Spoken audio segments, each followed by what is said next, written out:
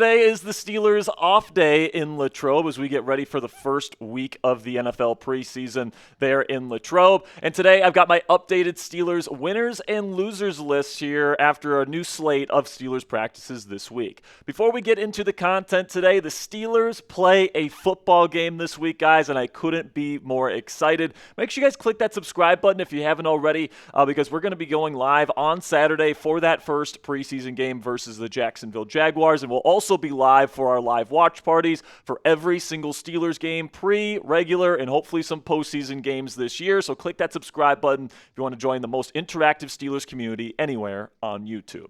So first, let's start with the winners here, guys, because I think that there's some updated winners here, some guys that had some really good weeks that I want to kind of shed some light on here. I'm going to start with the rookie quarterback out of Ohio State, Will Howard, who really did a good job this week pushing the ball down the field more often and being more comfortable doing that this week compared to the first week of training camp practices.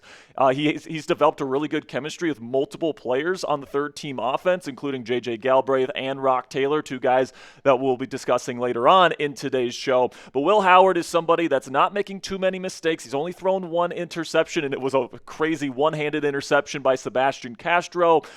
He's been taking care of the football. He's been distributing the ball. He's been getting the ball out quickly.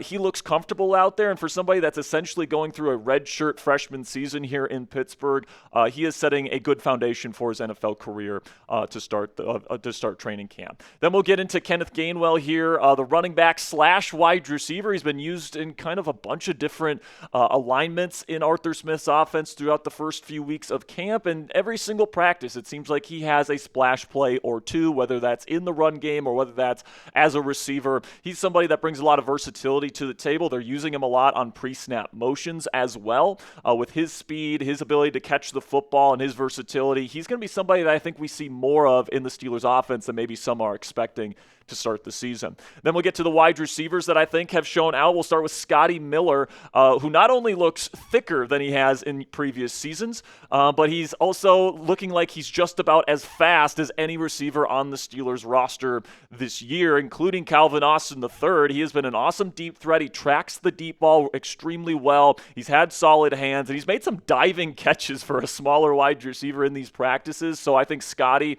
has done a really good job making his case to make the final 53-man roster this year. And then a UDFA out of Memphis, who's kind of become the talk of Steelers training camp. Rock Taylor has been fantastic to start camp, man. Like, he's not the most athletically gifted guy in the world, but he's just a good football player. He's got terrific hands. He tracks the football extremely well down the field.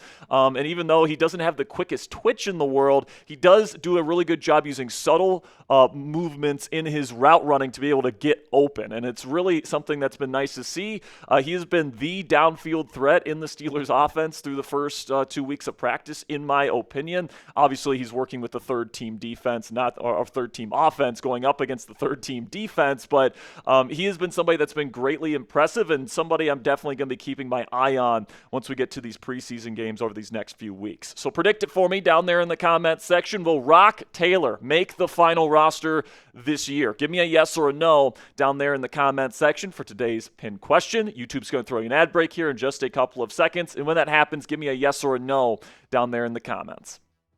All right, so now moving on here to Darnell Washington, the tight end. And, there's been some talk about putting Mount Washington at left tackle because of how well he is blocking out there at Steelers training camp.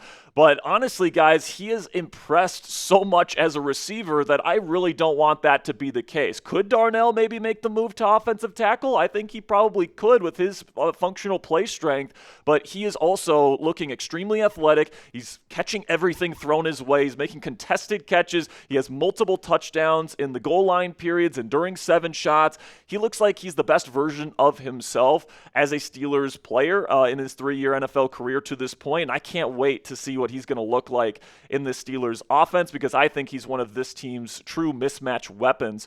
Then you get to another tight end here, J.J. Galbraith, who made our winners list the first week of Steelers training camp. He continues to impress. He has a really good chemistry with Will Howard, and he's going to be somebody I'm going to be watching once Howard and Rock Taylor and, of course, Galbraith will be on the field together during these preseason games. Somebody that I think has had a really good camp to this point, especially with a lot of injuries to the offensive line and at the offensive tackle position, has been Dylan Cook. He's been going up against the first team Steelers defense, and he's honestly, you can make an argument he's looked better overall in comparison to Broderick Jones at that left tackle spot when going up against that first team defense. Now, Broderick, I do think, had 2 really good practices over the last 2 days, but Dylan Cook is somebody that's been pretty darn consistent throughout camp to this point. So coming up here, I got my winners on defense. I just went over my winners on offense through the first 2 weeks of Steelers training camp. But before we get into my winners on defense here, I want to give you an opportunity to get an Aaron Rodgers Steelers jersey for 25% off from our friends at Fanatics today when you go to chatsports.com/AR8 and you use the promo code CLASS. That's CLASS. It is a back-to-school code, or you guys can also use dorms as well. Both of them work. It is their back-to-school promotion, so you can get an Aaron Rodgers jersey 25% off when you go to chatsports.com/AR8. That link is in the comments and description of today's show, and you use either promo code CLASS or promo code DORMS. Really do appreciate all of your guys' support. All right, so now moving on to the defense here. We got Derek Harmon, the rookie out of Oregon, the defensive tackle, continues to be disruptive, continues to get into the backfield, continues to get quick wins against the Steelers' offensive line, which is obviously something you want to see. Internal disruption on that defensive line is some of the most valuable types of players that any NFL team can possibly have on their roster, and it seems like the Steelers found a gem here in Derek Harmon. Then another member of this defensive line that I think has been a big winner is Nick Herbig, who has been consistently winning in pass rush. Obviously, he's one of the best pass rushers in the National Football League from a rotational standpoint. But what's really impressed me about Herbig's game so far in camp has been his run defense. All right, he's really shown a growth in that area since he first arrived here in Pittsburgh. And if something, God forbid, were to happen to T.J. Watt or Alex Highsmith, I think the Steelers might be more comfortable giving Herbig an every down role in that case because he has been so much better against the run in camp so far this year. Then Peyton Wilson, the interior linebacker, the off-ball linebacker out of NC State. He's one of my favorite players on the Steelers roster to break out this year because I think he's got it all, man. He's great in coverage. He's really showing a really good ability to defend the run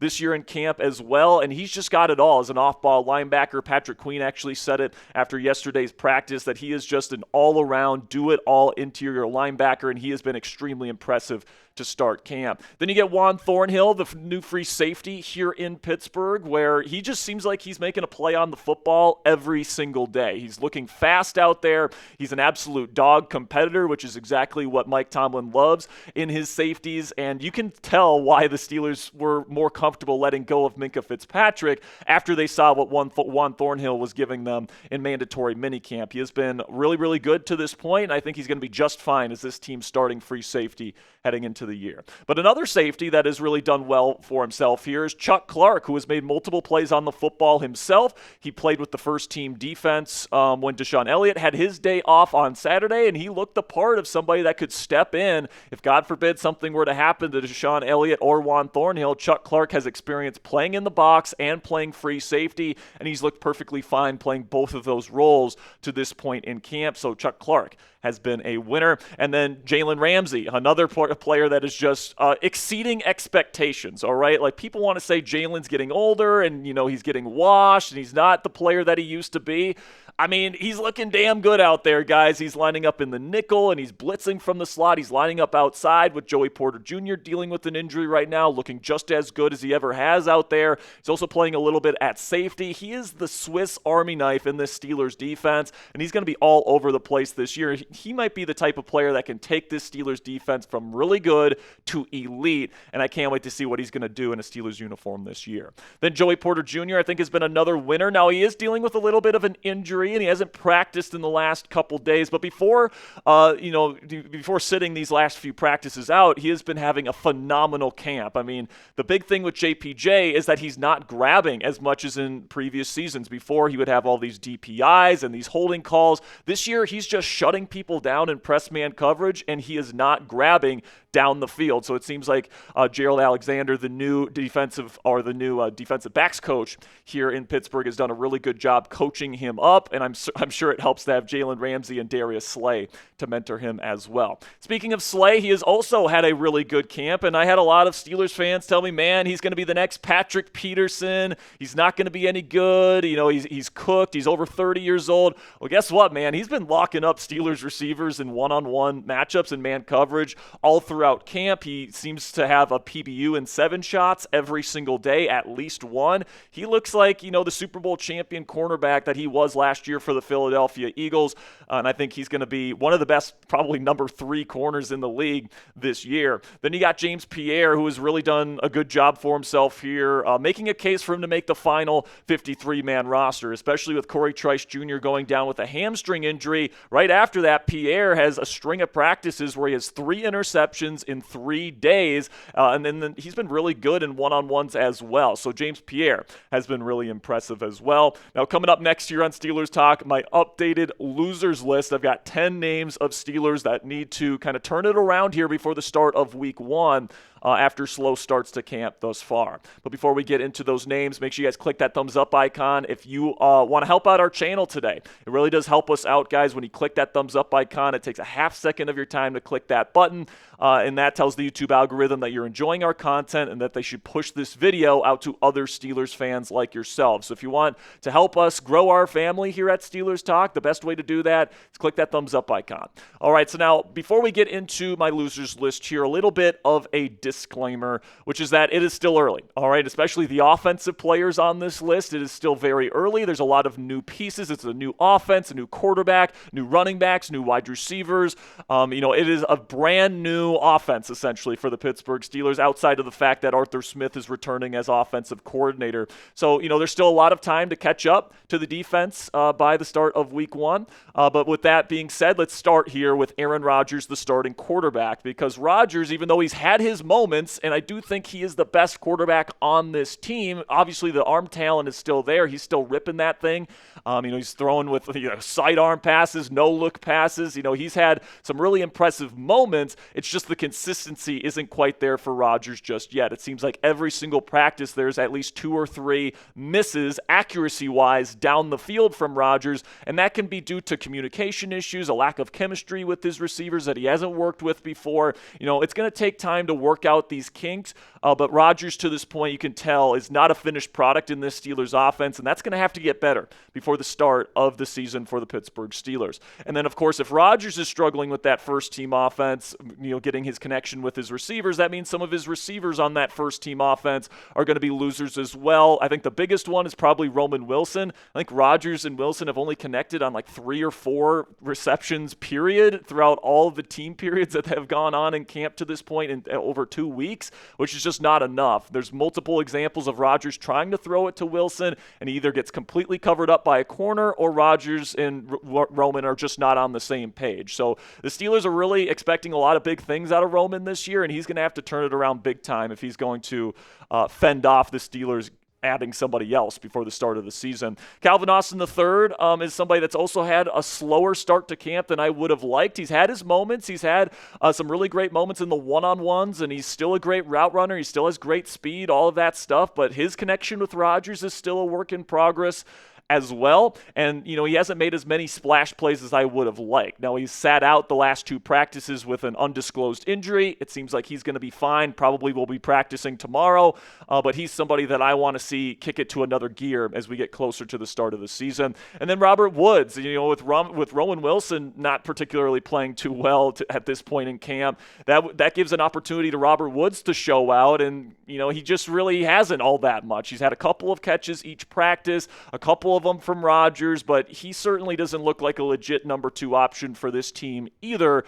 So unfortunately, I would say these 3 guys would be the losers in the wide receiver category. Then on the offensive line, as a whole, Broderick Jones has been a loser so far in camp, guys. He's had some really bad moments. He's had some really bad practices as a whole. But the good news on Broderick is that he has had 2 straight good practices in a row, where yesterday he actually returned the favor on Alex Highsmith, where he was actually the one enforcing his will on Highsmith after Alex was kicking his butt at Friday Night Lights last weekend. So Broderick in his first fully padded practice yesterday looked pretty darn good. So even though as a whole in camp he hasn't looked fantastic, at least he's got some positive momentum.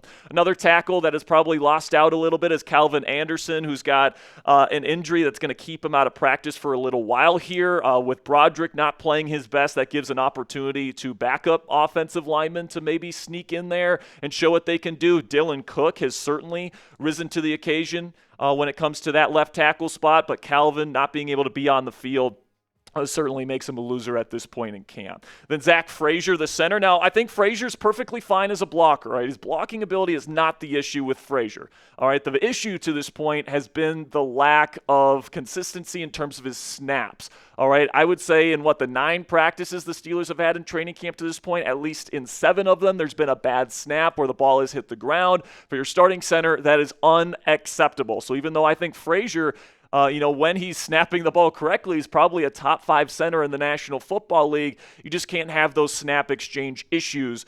We saw that last year with Justin Fields. Now we've seen it with Aaron Rodgers, Will Howard, and Mason Rudolph all in the same week. So hopefully he can get those snap issues figured out. Then Corey Trice Jr. Unfortunately makes the losers list here because of that hamstring injury. He just can't stay healthy. And, the Steelers really like him. He's got long arms. He's physical. He's got decent instincts in coverage. But availability is the best ability, especially when you're not an established presence in the National Football League. And if this injury takes Corey out for the majority of the preseason, there's a chance for a guy like James Pierre to steal his spot on this final roster. Then Dante Kent was seen in a walking boot yesterday, which means that he's probably got a little bit of a rather significant injury. Now, maybe he gets back in a little bit here, but he's a rookie. He's a 7th-round pick, and, he's battling it out with Beanie Bishop Jr. right now for that second slot corner spot on the roster.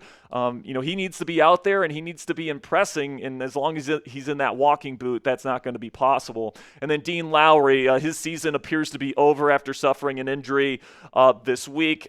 He was somebody that was projected to probably make the final Steelers roster, and having that season-ending injury obviously takes that possibility away. Of course, we wish Dean the fastest of recoveries and that he can get back to 100% health. But who's your guy? Let me know down there in the comments section. Who's the biggest winner of training camp so far for the Pittsburgh Steelers? Let me know your guys' pick down there in the comments section. And later today, Coop and I will be going live on Steelers Talk later this afternoon at 5 p.m. Eastern Time. We've got a couple more segments to do on that show, and we're also going to be giving away another Steelers Talk hat on that program. So make sure you guys click that subscribe button if you haven't already. And until later today, guys, here we go, Steelers.